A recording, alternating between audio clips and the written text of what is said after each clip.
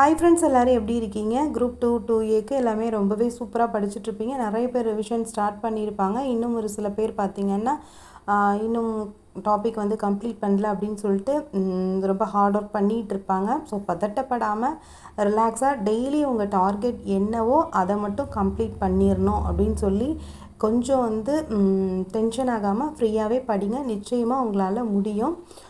Group 2 2ஏ ப்ரிப்ரேஷனில் இருக்க எல்லா ஃப்ரெண்ட்ஸுக்கும் நான் ஃபஸ்ட்டு ஆல் தி பெஸ்ட் சொல்லிக்கிறேன். நல்லா படிங்க, நல்லா ஹார்ட் ஒர்க் பண்ணுங்கள். நிச்சயமாக வந்து நமக்கு சக்ஸஸ் கிடைக்கும். அதுக்கப்புறம் இந்த 40 டேஸ் வந்து நான் என்ன பண்ணுறேன், நான் என்ன படிக்கிறேன் அப்படின்னு சொல்லிட்டு நான் ஒரு வீடியோ வந்து ஷேர் பண்ணியிருந்தேன்.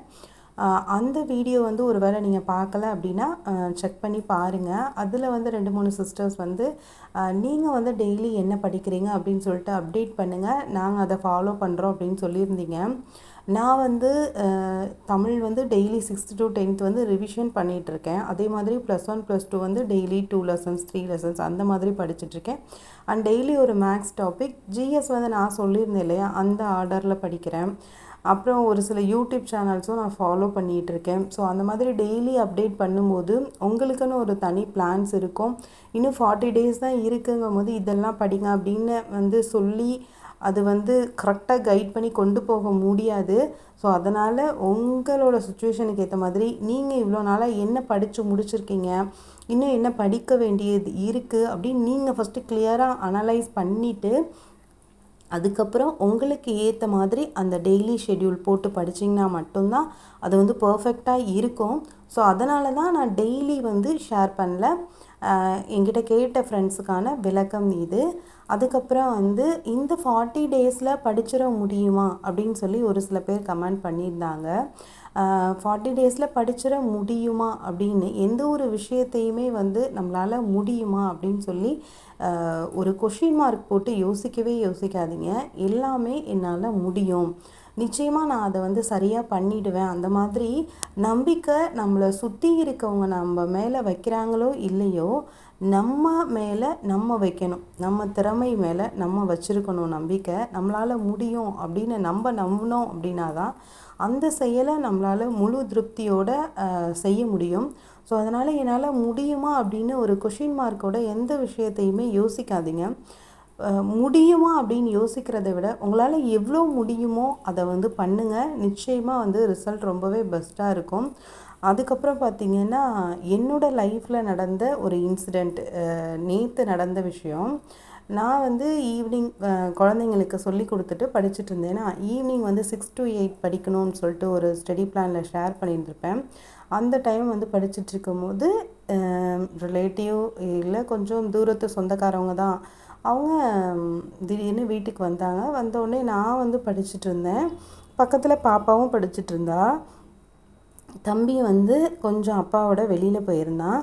ஸோ அந்த மாதிரி படிச்சுட்ருக்கும் போது டக்குன்னு நான் புக்கை வந்து க்ளோஸ் பண்ணிவிட்டு வாங்க அப்படின்னு சொல்லிட்டு உட்கார வச்சுட்டு காஃபிலாம் போட்டு கொடுத்தேன். அதெல்லாம் குடிச்சிட்டு கேட்குறாங்க, என்ன படிச்சுக்கிட்டு இருக்க அப்படின்னு சொல்லிட்டு. இல்லை, இந்த மாதிரி எக்ஸாம்ஸ் படிச்சுட்ருக்கேன் அப்படின்னு.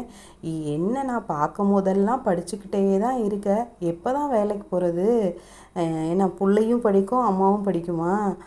நல்ல கதை அப்படி இப்படின்னு ஒரு மாதிரி அவங்க புரியாமல் பேசுனாங்களா இல்லை வந்து என்னை காயப்படுத்தணும்னு பேசுனாங்களா அப்படின்னு எனக்கு தெரியல. ஆனால் அவங்க பேசின வார்த்தைகள் வந்து ரொம்பவே கஷ்டமாக இருந்துச்சு. அம்மாவும் படிக்கும் பிள்ளையும் படிக்குமா? எப்போ படித்து எப்போ வேலைக்கு போகிறது? வயசு ஆகிக்கிட்டே போகுது அப்படின்ற மாதிரி ஒரு தோரணையில் பேசினாங்க. ஒன்றுமே பதில் சொல்லவே முடியல. ஆமாக்கா படிக்கணும், படிச்சுட்ருக்கேன், போயிடுவேன்க்கா வேலைக்கு அப்படின்ட்டு நான் இந்த மாதிரி ஒரு பதில் தான் நான் சொன்னேன். ரொம்ப கஷ்டமாக இருந்துச்சு. பட் வேறு வழி இல்லை. அவங்கள்ட்ட வந்து என்னால் பதில் வந்து சரியாக சொல்ல முடியல. கண்டிப்பாக நானும் ஒரு நாள் ஜெயிப்பேன். நிச்சயமாக அவங்களுக்கு ஒரு சரியான பதிலை கொடுக்க வேண்டிய இடத்துல நான் இருக்கணும் கடவுளே அப்படின்னு சொல்லிட்டு கடவுள்கிட்ட தான் நான் வேண்டிக்கிட்டேன். அதனால் நம்ம வந்து நிறைய எக்ஸாம் வந்து எழுதுகிறோம் அப்படின்னா நம்ம வந்து ஒரு எக்ஸாம் வந்து ஃபெயிலியர் ஆகுதோ இல்லை சக்ஸஸ் ஆகுதோ அது வந்து நம்ம பெரிய விஷயமா எடுத்துக்கிறோமோ இல்லையோ, நம்மளை சுற்றி இருக்கவங்க பேசுகிற பேச்சு, பார்க்குற பார்வை, இன்னமும் நம்ம வீட்டில் வந்து நம்ம குழந்தைங்கள பார்த்துக்கிட்டு வீட்டு வேலையெல்லாம் அவங்க பார்த்து கொடுத்துட்டு நம்மளை படிக்க சொல்கிற மாதிரி நம்மளை கேள்வி கேட்குறாங்க. என்ன சொல்கிறதுனே தெரியல எனக்கு. ஸோ இந்த மாதிரி நிறைய நெகட்டிவ் பீப்புள்ஸ் நம்மளை சுற்றி இருக்க தான் செய்கிறாங்க, இருந்துக்கிட்டு இருக்காங்க.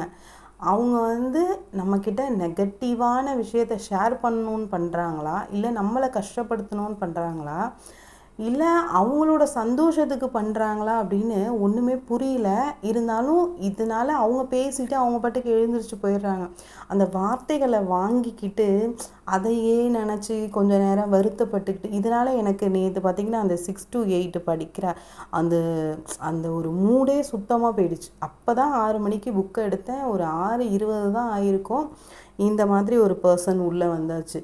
அப்படியே 8 மணி வரைக்கும் ரொம்பவே ஒரு மாதிரி ஆயிடுச்சு. அப்புறம் வந்து குழந்தைங்களுக்கு சாப்பாடெலாம் செஞ்சு கொடுத்துட்டு திருப்பி உட்காரும்போது இதுங்களெல்லாம் பற்றி நம்ம நினச்சிக்கிட்டு இருந்தோம் அப்படின்னா நம்ம லைஃப்பில் நம்ம நெக்ஸ்ட் ஸ்டெப் வந்து கண்டிப்பாக போகவே முடியாது. அதனால் அது பாட்டுக்கு அது என்னமோ சொல்லுவாங்கள்ல, வெறும் வாயில் அவல் போட்ட மாதிரி அப்படின்ட்டு அவங்க ஏதோ ஃப்ரீயாக இருக்காங்கன்ட்டு வந்து உட்காந்து நம்ம மனசை நோகடிச்சிட்டு போயிடுச்சுங்க. அதனால் இந்த மாதிரி விஷயம், இந்த மாதிரி மனிதர்கள்ட்டேருந்து இனிமேல் கொஞ்சம் ஒதுங்கி தான் இருக்கணும்.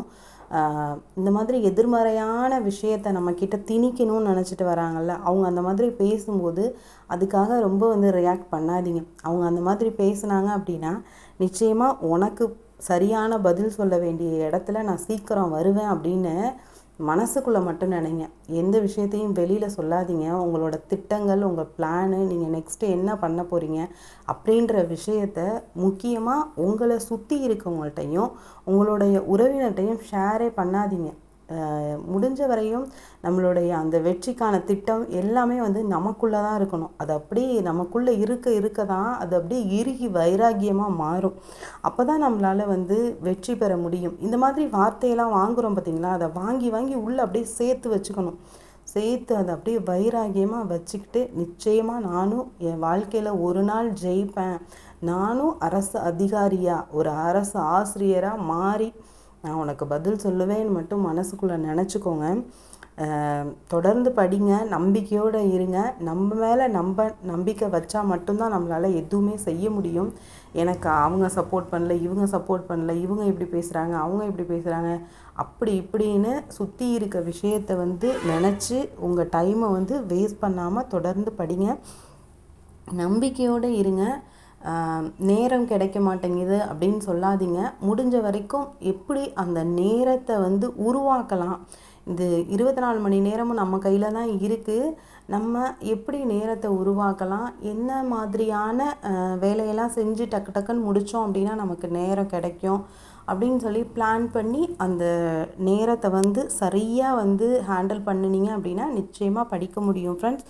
ஸோ வந்து நேர்மறையான சிந்தனையோட உங்கள் மேலே நம்பிக்கை வச்சு தொடர்ந்து படிங்க. இந்த மாதிரி நெகட்டிவ் பீப்புள்ஸ்னால் இக்னோர் பண்ணிக்கோங்க.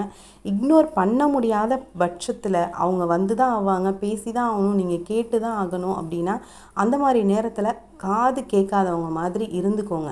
ஆனால் வார்த்தைகளை வாங்கி மனசுக்குள்ளே வச்சுக்கோங்க. அப்போ தான் நம்மளுக்கு வந்து ஒரு சரியான பதிலடி கொடுக்கணும் அப்படின்ற ஒரு வெறி வரும். ஸோ வந்து இந்த மாதிரி எதிர்மறையான எண்ணம் படைத்தவர்கள்லேருந்து கொஞ்சம் ஒதுங்கியே இருங்க. அந்த விஷயத்தை மனசில் போட்டு என்னை மாதிரி அதிகமாக குழப்பிக்காமல் அவ்வளோதான் கிளம்பிருச்சு அப்படின்னு சொல்லிட்டு நெக்ஸ்ட்டு உங்கள் வேலையை பார்க்க ஆரம்பிங்க. நேற்று இந்த விஷயத்தால் எனக்கு ஒரு 2 hours வீணாக போயிடுச்சு. அந்த மாதிரி சின்ன விஷயத்துக்காக நேரத்தை வந்து வீணாக்காதீங்க. சரிப்போன்னு சொல்லிட்டு பிரச்சனையை ஒன்றா தள்ளி விட்டுட்டு நம்ம என்ன பண்ணணும் அப்படின்றத மட்டும் ஃபுல் ஃபோக்கஸ்டாக வந்து பிளான் பண்ணி நம்பிக்கையோட நேர்மறையான சிந்தனையோட தொடர்ந்து பண்ணுங்கள். நிச்சயமாக உங்களுக்கு சக்ஸஸ் கிடைக்கும். All the best friends. Bye.